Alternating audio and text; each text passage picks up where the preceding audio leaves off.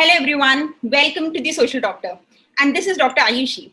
The Social Doctor is a platform for the doctors by the doctors, where we discuss journeys and experiences of successful medical practitioners. And today we have Dr. Aditya Jawalia with us. He has had a very interesting journey. Post his BDS, he did his MBA from one of the leading business school in India.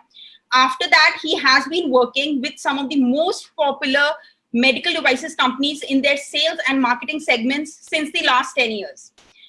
And I'm so excited to know about his journey by him, because this is a journey which is very unusual for doctors to take.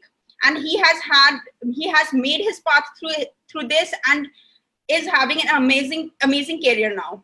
Welcome, Dr. Jawalia. It's so nice to have you on the platform. Thanks. To know about your journey. Thanks, Dr. Ayushi, and thanks for inviting me over. And such a warm introduction of mine. It's been long that I have received such introduction. Thanks for that. Yes, it has been an exciting journey, and it has been a journey which definitely most of the medical or dental practitioners in the beginning, they do not correlate with and imagine with. However, I believe, world has changed a lot, and there are so many opportunities besides a post-graduation in your niche field. And I believe, our discussion today would be fruitful in letting people know about various of these kinds of opportunities. So, you tried doing MBA post your graduation. Many of the people have a confusion whether to do an MBA or an MHA, because MHA is something with the hospital administration and doctors relate to it more because they understand the hospital background better than other people. Why did you go for an MBA than MHA, and what are the advantages of that? Right. So that's a pertinent question, I believe. And while I decided to change my career or rather pursue something else, so in the beginning, I would want to put a disclaimer that today's discussion would be fruitful for the undergraduates or maybe postgraduates, who just want to remove the wheel of a false wheel of being tagged as a doctor. Yes. That they are supposed to continue what the legacy continues, or they're supposed to continue on the path of their peers. This discussion will be fruitful for people, who want to broaden their horizon and maybe, take a deep dive into the notion of opportunities which current business world is providing them. So having said that, I would say when you want to widen your horizon, you do not want to restrict yourself to a hospital or a health administration. Same meant for me. And secondly, there are not a lot of good colleges right now in the country which are providing these degrees. They are partly mediocre when you compare the standards of global education. And thirdly, it is only restrictive, and it is only for as a kind of a tick mark for maybe applying for government hospital administration job which require a tag of an MBA, which is why these MHAs actually mushroomed earlier. My recommendation would be people who want to go, they should go for a generic MBA and continue in the field of either operations or marketing, sales, HR, IT, digital. That's what I did, because that opens a gamut of opportunities for you when it comes to your career prospects after your post-graduation. So this is my take. Second important part would be from where do you have to do your MBA, whether it has to be in the country, whether you have to go for colleges which are outside country. Now that will also depend upon your priorities. So if you have if you want to gather international exposure, then I believe education is the right route.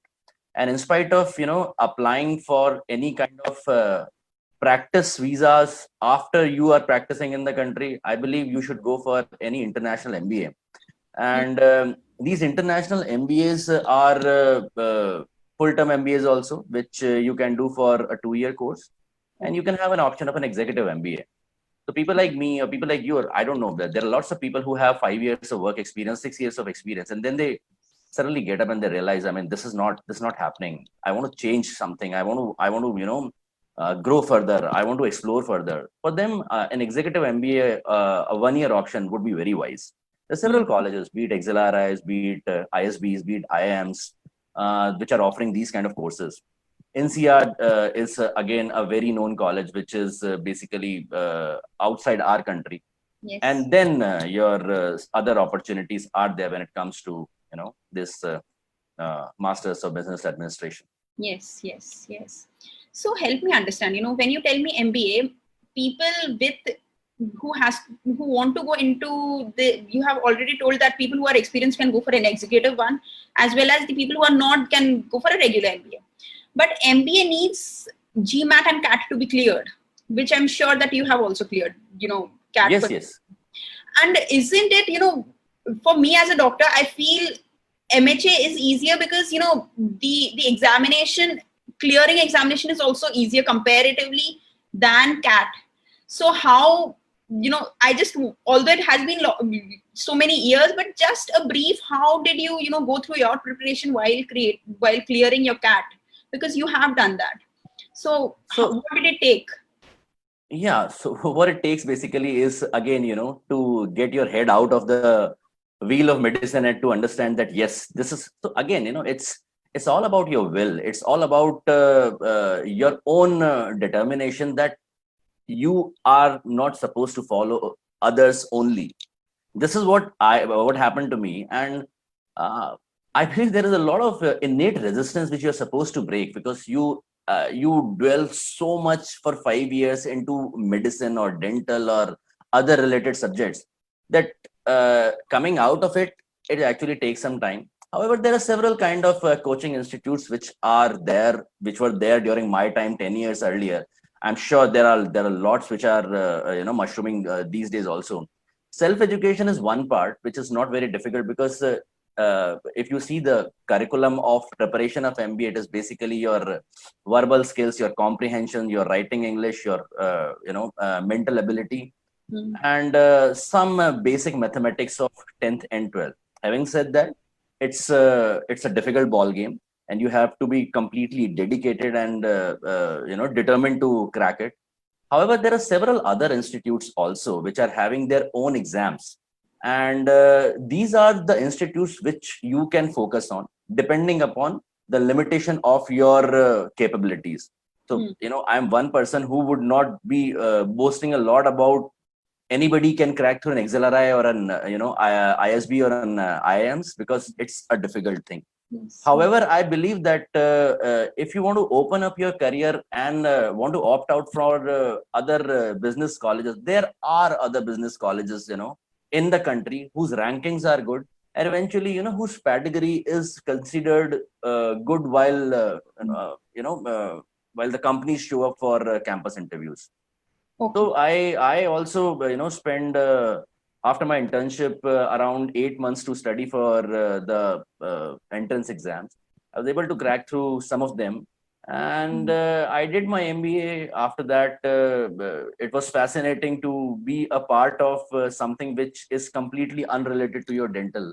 So I was recruited for a public sector bank which was hiring for the first time in the country from the MBA colleges. And it was an exciting journey. It was an exciting journey, starting from a public sector bank as a marketeer, and then right now where I am as a strategist marketeer for a medical devices firm.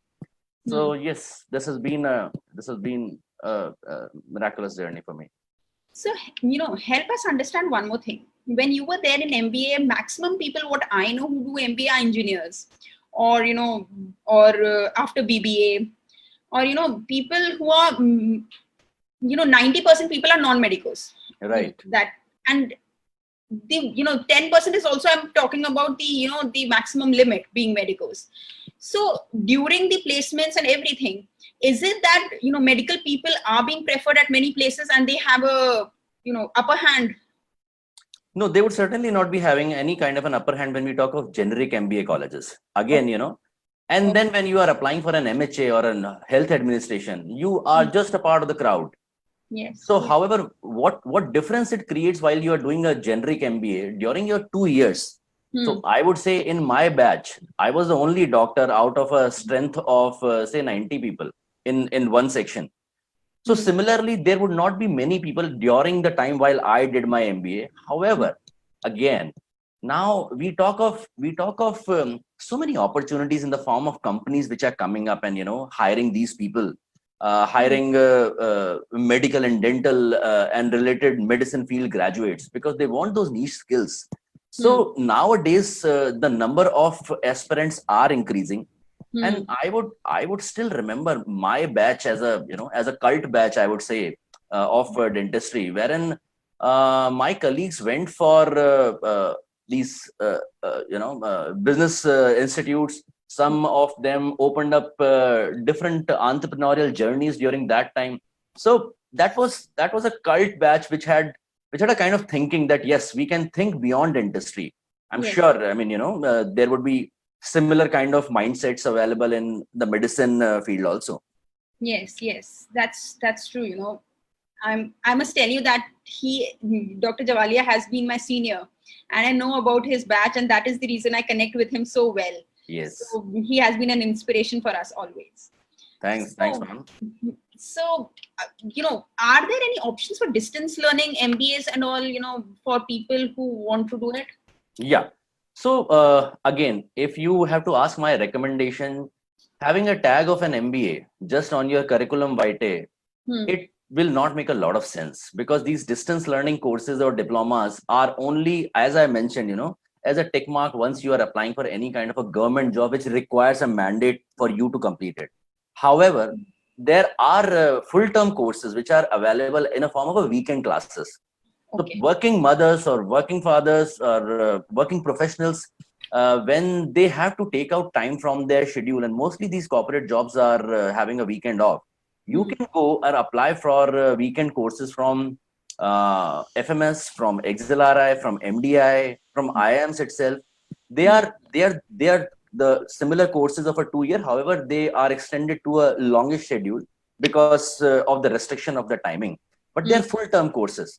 And why I continuously harp upon full-term courses because once your resume gets shortlisted after your MBA, while you're applying for job, the recruiter or the headhunter eventually looks these things very minutely because the world has changed. They would want to understand not only what you have grabbed in academics while doing your master's of business administration.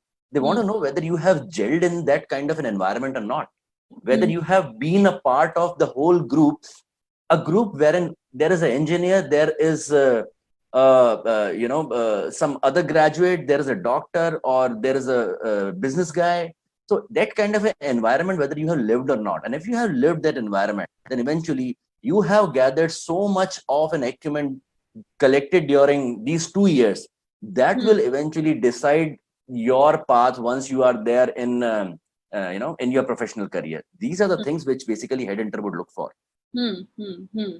So again, my recommendation would be a full-term MBA, but again, with the restriction of timing, we can always look out for these evening classes, which are again full-term and which are being offered by very reputed institutes in the country. Okay. So what I know is these full-term MBAs which are on the weekends are mostly executive MBAs, isn't it? For example, FMS and other institutes mostly do executive MBAs on weekends, but not their, full-term courses for 2 years. Does it happen? No, it happens. Full-term courses are very much available. Okay. And it will, so again, executive MBA, you need to have a prior fulfilled criteria of 5 years of an experience. However, again, if somebody is determined and want to, open the horizon, then definitely executive MBA from a good college. And good college, why I'm continuously harping, because IIMs and ISBs, their entrance exam of an executive MBA, I would definitely say it is tough. However, this is also based upon the kind of an experience which you have. So maybe, if you pass those entrance exams, but at the same time, you're not selected for a course, that could purely be because of the fact that your experience gathered during those 5 years might not be relevant for that particular batch. So this is also one pertinent aspect which has to be kept in mind. Yes, this is all about it. Because Okay, so post post the examinations also, what I know, these premium colleges have interviews, have discussions post that. That depends you. That selects you for your colleges. How is it? Just a brief view, if you can mention to us about that. So basically, once you crack your entrance exam, it is basically a group discussion and a personal interview, which eventually happens in a college, wherein they would again stress upon the kind of experience you have gathered during your schoolhood times, during your bachelor's. What are the things which you have learned? However, during this time, this is basically an ornamental kind of a interview and a discussion. This doesn't decide whether you would be going in the college or not. However, this becomes very crucial once you qualify for the college, once you complete your college, and after that, once you are sitting for some kind of a campus placement. That is the time wherein these group discussions and person interview are a make and break. Okay. Because that will eventually decide your career path. And having said that, I believe I would want to focus upon over here some parts of my journey. So I started, as I mentioned, about from a public sector bank. However, I didn't restrict myself. So I was wise enough to understand that I have to make amends of my bachelor as well as post graduation.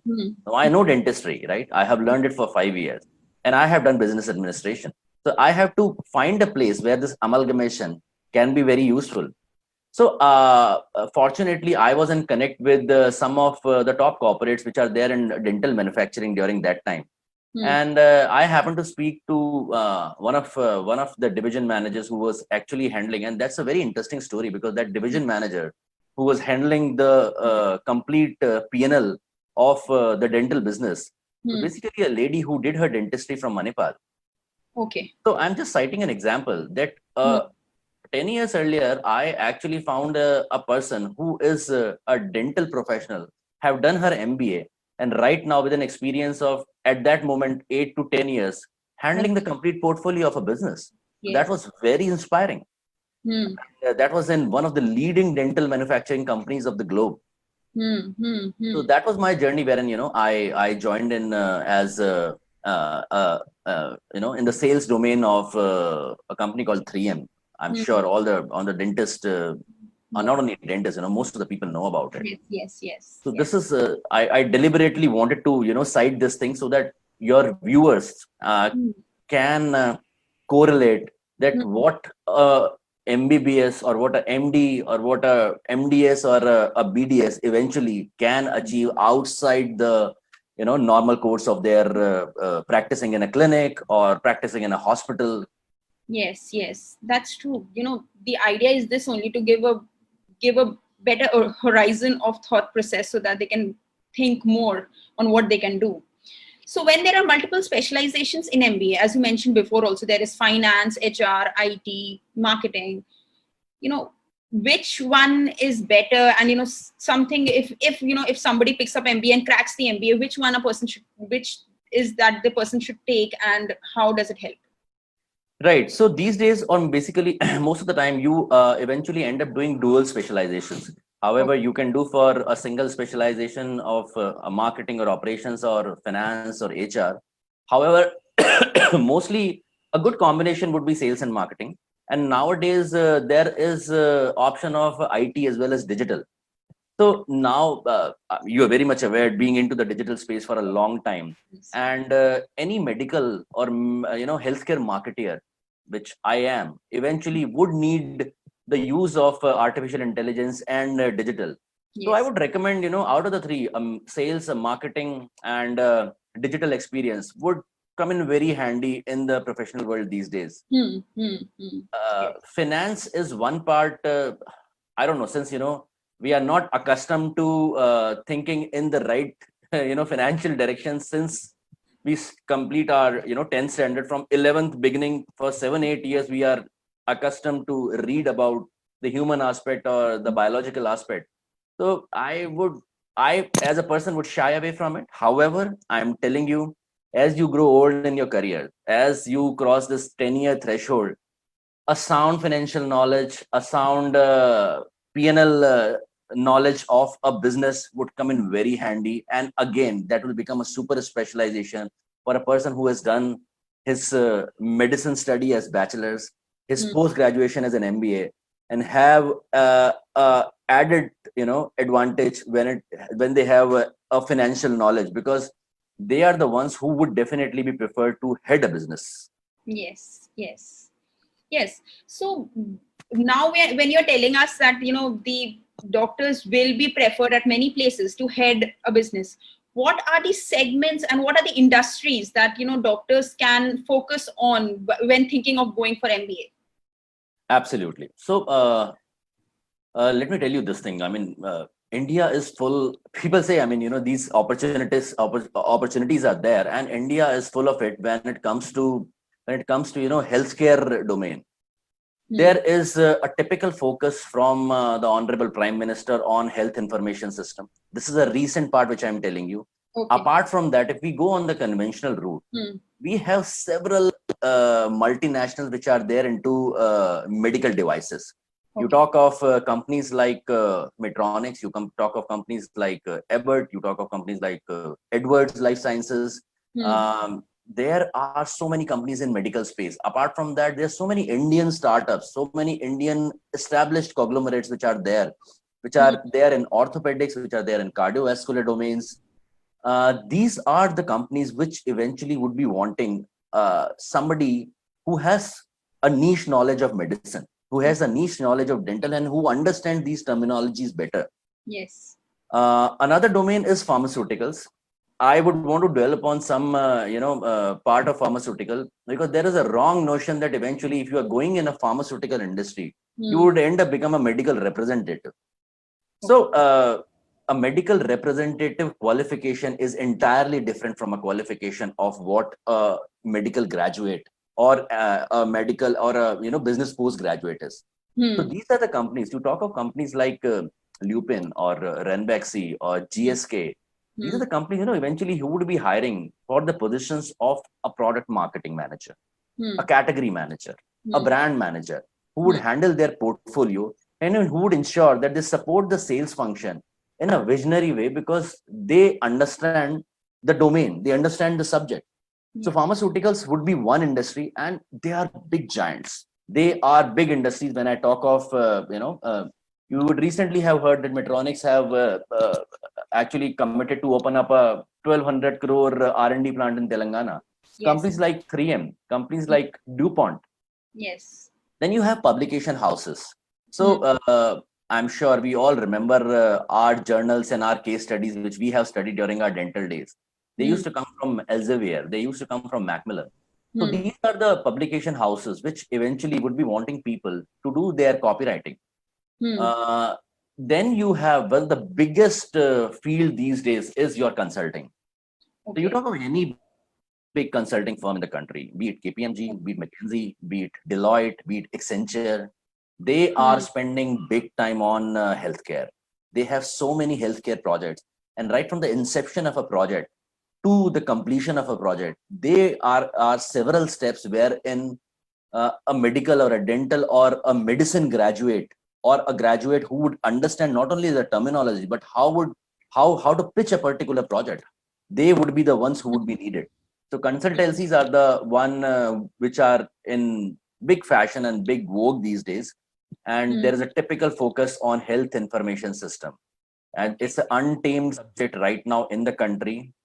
But everywhere across the world, companies have already spending lots and lots of budgets. And these are the companies now looking to India, because in India, everything still is being done on paper. And to convert them, to digitalize them, and eventually to make use of them for future perspective, these are our species of graduates and postgraduates would be required. So ample number of opportunities. It's just we have to think sideways and not only straightway, that this is the opportunity. And they, believe me, they're decently paying opportunities. I'm sure you would want to have a discussion upon what kind of remuneration these companies are offering. Yes, yes, yes. First, let's discuss. What are the positions that people take in these companies? Because, for example, if I post my MBA, try to get into the consulting firm, into one of the any of the consulting firms that you mentioned, what is the position that I should think that I can take in that? Because right now, when viewers are listening, or I who has not known about this field till now, what should I think as a field? What positions can I take in these different places, and what is the role for a doctor there? How are they preferred? Okay, so the positions would start from an assistant consultant to a manager, to a team leader, to a project manager. There would be several of these fancy designations. However, the major part would be as to how a medical graduate would eventually be consumed and what kind of a work they would be doing. Okay. So they would be, so I'll take up an example. If suppose a new industry want to launch its product or service in the country, they would eventually approach a consultancy, which can be an Accenture or a Deloitte or KPMG, and then they would be wanting a complete project, a whole business cycle. Now, a normal engineering graduate or other project management guy who has done some kind of finance, they might not be a right suit for that particular job. Why? Because they do not have the domain knowledge. Also, they do not have the domain exposure and domain interaction, because that new company which is want to establish itself is a medical grade company. Yes. Now, assistant consultant work would be to churn data to collect relevant information. At the same time, when he would be escalating to the position of a team leader, would be to manage a team of professionals who are delivering it. And at the same time, a guy who's doing project management would be to meet the deadlines, to meet, to be connecting with the cross-functional teams of the whole business, and then to ultimately deliver the result. So this is one thing which would be available in consulting. Then you have these medical devices companies. A medical devices company would prefer a niche, domain knowledge guy for a area sales manager, or maybe a regional sales manager, a zonal manager, national sales manager. These are all dependent upon the kind of experience which you have served. So I'm not saying a graduate would start by becoming a national sales manager. He has to go through the journey. Yes. When you talk of the marketing profiles, you have assistant marketeers, you have marketing executives. Then you grow further to become a brand manager, a category manager, a brand head, a category head, where you are handling the complete category portfolio of a medical device company or a pharmaceutical company. You are responsible for the new product launches, because there are lots of new products continuously which are being developed and thrown into the markets. And a role of a marketeer is to understand as to what are the avenues wherein this new product could be pushed in, and what are the geographies wherein this new product could be pushed in. And a very, very dominant part of all the industries would be your KOL management. Okay. So KOL management, basically a key opinion leader management. Okay. And key opinion leaders are basically, so who are these? These are basically pioneers or big guys. So you talk of cardiovascular, there would be a big intervention cardiologist who would be a key opinion leader of a company. You talk of dentistry, there would be a big MDS guy who would be there, as a key opinion leader. So several of these key opinion leaders are on the panel of these companies. Okay. In order to manage these key opinion leaders, you require people again who can talk to them in their language, who can understand them, and then at the same time who has the business acumen to deliver what is required for the organization also. So these are some of the profiles which are currently there. That's really interesting, to know about all of this. So when it comes to, we already, we were starting with the remuneration. What is the pay scale? How does it start, and how, so that it makes more sense for people to pursue this? Yeah, so absolutely, very much relevant. And so when you do your graduation and when you have done your MBA from a reputed institute in the country, and eventually you are sitting for campus, I would say it will depend upon, it will go anywhere in the range of maybe a 15 lakh per annum as a CTC to a 20 lakh CTC per annum, depending upon the kind of pedigree you have. Okay. Then it comes with experience. So you spend 5 to 7 years in the industry, and this is what I'm talking of, a survey which is recently being done by one of the organizations. So you spend 5 years at any position in these conglomerates, and eventually you will, rise up to a salary bar of close to maybe 20 to 25 to a 30, and then eventually it grows further. So once you are at a team leader situation, or you're managing people, Yes. then eventually and you are well placed in a different, I mean, in a again a reputed organization, then eventually your this benchmarks keeps on increasing. So I mean, sky is the limit for people who have spent 10-15 years in their career, and who are at the helm of some business.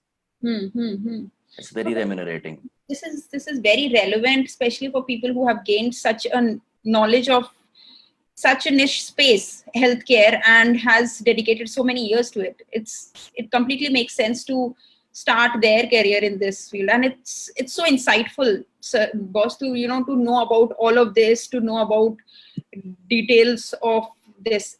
I'm sure all of the viewers have also got such an insightful knowledge by you, and understood the value about the career opportunities in this field, and what should they do now when they are looking for the management front or in their career.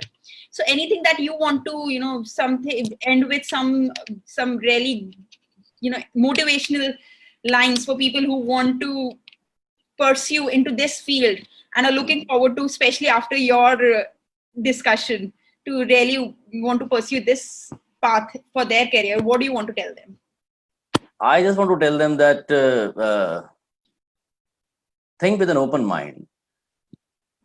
Do not, as I started my discussion by saying, do not wear the false veil of saviors of the country. Yes, you are. It's a noble profession. Believe me. I mean, we have full respect for ourselves and our team of friends. However, this world has just given so many opportunities, and right now we should be the one grabbing these opportunities. And how can we grab these opportunities? Only when we just do not follow the rat race of doing a post graduation in medicine and dental, and either opening up a clinic or become somewhere join a hospital. So this is something which I want to tell to all my fellow colleagues, that, and those who are aspiring to join colleges, please look around yourself and see where the world has reached. And a dentist or MBBS, a MDS, MD, a physiotherapist can contribute much more in the development of a nation, in the development of their own career, and fulfilling their own aspirations. Also, if they are thinking outside the box and not undergoing the same path. And yes, keep trying, keep pushing yourself. This is what I would want to end up our discussion today with. Yes, this is another very motivational. I completely agree.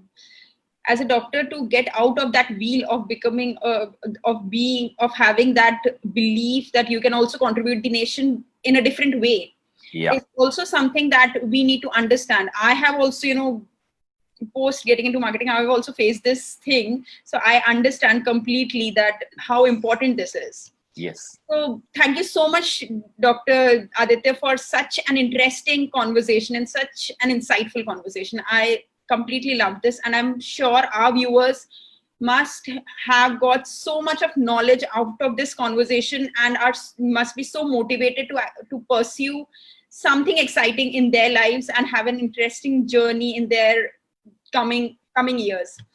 Also, if you have any of your friends and your colleagues who are looking forward to a career switch and who are looking for a path and want this interview, do share this with them. I'm sure it will help many of them out there and will guide them in the right direction and motivate them. Also, we have another interesting person coming up in next Sunday, so please stay tuned for the coming up interviews, and do be active on our page, The Social Doctor, to have such interesting interviews, such interesting, insightful discussions, and more knowledge and value that we are trying to bring up to you. Thank you so much, Doctor. It was really nice to have you here. Thank you so much. Thanks, Arushi. Thanks for inviting me. And once again, yes. thank you. Yes, thank you so much, sir. Bye-bye. Bye.